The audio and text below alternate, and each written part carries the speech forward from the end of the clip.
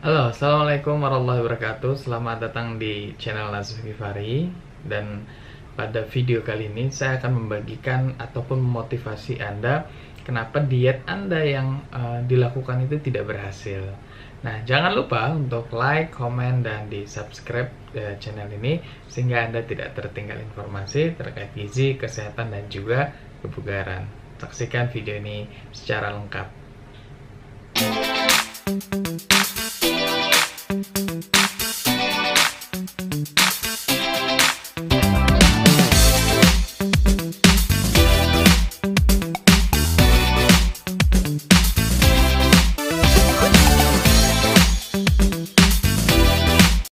Oke, baik, kita bahas mengenai kenapa diet Anda itu gagal gitu. Ada beberapa faktor dan banyak sekali yang sering bertanya kenapa kok berat badan ini nggak turun padahal udah program ataupun sudah diet katanya gitu ya. Tapi kok berat badan tidak mengalami perubahan. Memang dilemanya perlu saya klarifikasi dulu bahwa setiap orang memiliki diet yang berbeda-beda. Saya pun, Anda pun, kita biasanya akan memiliki diet beda. Diet itu bukan tidak makan, kalau tidak makan namanya diet. Tapi diet itu adalah pengatur pola makannya ataupun pengaturan asupannya sehingga dia bisa sesuai dengan tujuannya atau tujuan atau goalsnya. Nah, kenapa Anda tidak berhasil ataupun tidak terjadi perubahan pada berat badan Anda?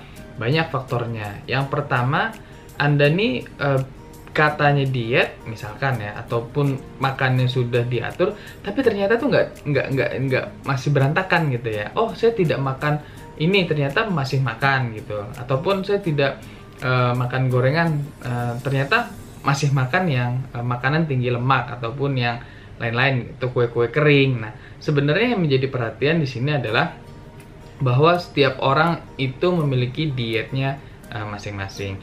Dan yang harus kita perhatikan adalah jangan selalu berpatokan pada berat badan. Kenapa? Bagi teman-teman yang ingin menjalani program penurunan berat badan, saya sarankan untuk Anda belilah timbangan yang bisa mengukur komposisi tubuh kita. Karena kayaknya sekarang sudah banyak ya timbangan yang kita sudah bisa nih mengukur komposisi tubuh kita. Kenapa? Bisa jadi ketika Anda sedang program, kemudian Anda diiringi atau diimbangi dengan olahraga dan itu merupakan suatu hal yang bagus, biasanya berat badan itu mungkin turunnya dikit gitu ya, tapi ternyata persen lemak tubuhnya turun, Anda memiliki bagus datanya adalah massa ototnya naik. Nah, itu hasil yang kita terus kita tekan ataupun kita maksimalkan sehingga massa otot itu tetap tinggi ataupun tetap naik. Dan itu bisa kita caranya dengan pengaturan pola makan dan juga aktivitas. Yang jelas jangan berpaku pada timbangan. Ada sering bertanya gini lagi, kalau kita menimbang udah punya nih timbangan yang ada komposisi tubuh, harus menimbang tuh berapa kali gitu ya? Itu sering menjadi pertanyaan. Nah, saya sarankan sebenarnya mending menimbang itu seminggu sekali atau nanti 2 minggu sekali. Ada sebenarnya yang bilang sehari sekali, tapi kalau menurut pengalaman saya, kalau sehari sekali itu bawaannya stres. Setiap ini timbang, setiap ini timbang, habis ini timbang. Jadi semua itu berpikir kepada angka. Padahal yang paling penting yang saya sampaikan di sini adalah perubahan gaya hidup. Hidup itu hanya sekali dan jangan berpatokan dengan angka sehingga Anda menjadi stres dan kepikiran, dan itu nanti membuat mindset Anda tidak bagus. Nah, itu menjadi perhatian ketika Anda menjalani suatu program diet atau nanti khususnya adalah penurunan berat badan.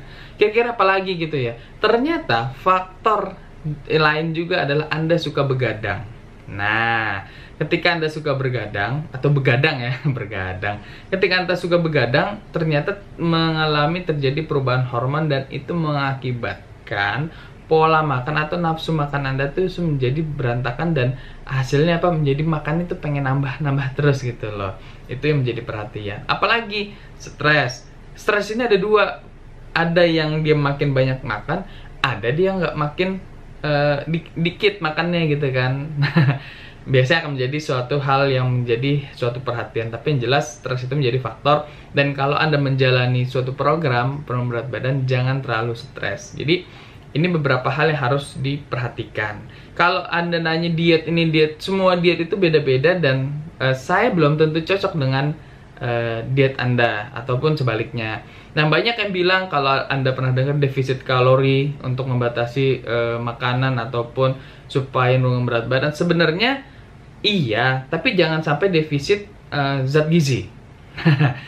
Defisit kalori boleh, tapi jangan defisit zat gizi. Zat gizi itu ada karbohidrat, ada protein, lemak, vitamin dan mineral, dan juga air. Jadi ini zat gizi, terutama makro ya, dan juga mikro, itu memegang peranan penting bagi tubuh Anda yang menjalani diet. Kalau ada yang pertanyaan lagi, kalau diet tapi nggak olahraga, atau saya olahraga tapi nggak pengatur pola makan, itu sama-sama bagus sebenarnya, tapi lebih optimal ketika Anda udah pengaturan pola makan, jadi udah nanti diet nih ya, kemudian ditambah dengan olahraga, dan itu menjadi suatu kunci sehingga ketika penurunan berat badan yang terjadi, otot kalian jangan turunan berat badan atau klewer-klewer gitu kan, ataupun tidak maksimal ketika tubuh Anda secara angka turun, tapi secara massa otot, secara kebugaran atau secara semangat gitu kan, itu ternyata karena mungkin juga massa ototnya juga turun. Nah, padahal kalau kita pengennya kalau saat program itu massa ototnya naik dan persen lemak tubuh itu turun. Dan juga menjadi perhatian, memang seminggu itu adalah rata-rata ya kalau penurunan berat badan 0,5 sampai 1 kilo per minggu. Nah, ketika Anda mungkin masih semangat minggu pertama hampir 0,8, kemudian minggu kedua 0,9, terus minggu ketiga hanya 0,3, 0,4 misalkan kilo ya. Itu nggak usah berkecil hati dan tetap aja konsisten dan komitmen menjalani. Yang namanya diet, yang namanya berat badan itu bisa kok kita atur, dan itu tergantung apa? Tergantung komitmen dan juga semangat, dan juga semangat dari untuk tujuannya ataupun goalsnya. Banyak yang tidak berlanjut ataupun tidak berhasil karena dia tidak memiliki tujuan yang jelas. Nah, itu yang jadi perhatian. Semoga beberapa tips sederhana ini bisa bermanfaat, dan jangan lupa di like, komen, dan di subscribe sehingga Anda tidak tertinggal informasi gizi, kesehatan, dan kebugaran lainnya. Dan saya banyak akan share video terkait dengan hal tersebut sehingga masyarakat ataupun orang bisa bermanfaat, dan juga ketika menjalani diet itu berada di jalan yang benar.